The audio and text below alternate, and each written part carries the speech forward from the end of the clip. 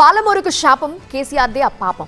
ఏళ్ల తరబడి పెండింగ్ లో ఉన్న పాలమూరు రంగారెడ్డి ప్రాజెక్టు చుట్టూ పొలిటికల్ సిరీస్ కంటిన్యూ అవుతూనే ఉంది.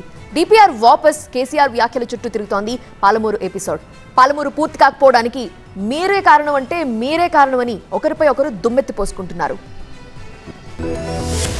పాలమూరు రంగారెడ్డి పథకం తమ హయాంలోనే 90% పూర్తయిందన్నారు కేసీఆర్. కాంగ్రెస్ ప్రభుత్వం అధికారంలోకి వచ్చాక ప్రాజెక్టులో తట్టెడు మట్టి కూడా తీయలేదని ఆరోపించారు.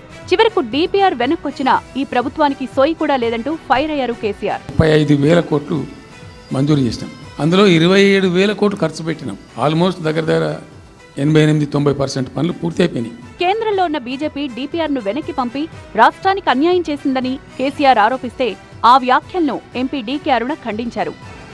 కుర్చేసుకొని కూర్చొని ప్రాజెక్టు కట్టిస్తాం 3 ఏళ్లలో అని మాట చెప్పిండ్రే. దాని కింద భూమి కోల్పోతున్న నిర్వాసితులకు మేము ఉద్యోగాలు ఇచ్చి, టేబుల్ వేసి కుర్చీ వేసి ఉద్యోగం ఇచ్చి 3 ఏళ్లలో ప్రాజెక్టు పూర్తి చేస్తా అని చెప్పిండ్రే. మరి మీరున్న 10 ఏళ్లలో ఎందుకు పూర్తి చేయలేదు దాన్ని? పాలమూరు రంగారెడ్డి డిపిఆర్ వెనక్కి పంపితే 6-7 నెలలుగా మాట్లాడే దిక్కు లేదంటూ కేటీఆర్ విమర్శించారు.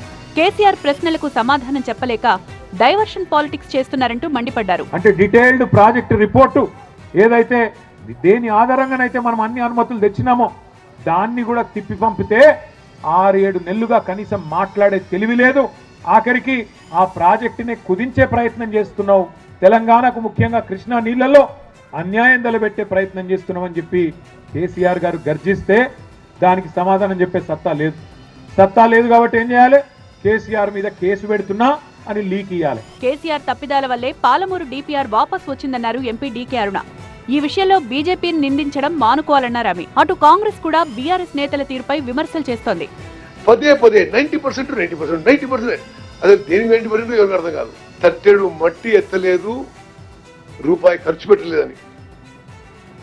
మేము వచ్చిన తర్వాత ఈ 2 ఏళ్లలో 7,000 కోట్ల రూపాయలు మరి ఈ పాలమూరు రంగారెడ్డి లిఫ్టిగేషన్ స్కీమ్స్ కి ఖర్చు పెట్టింది. మొత్తంగా పాలమూరులో పొలిటికల్ వరద పారుతోంది.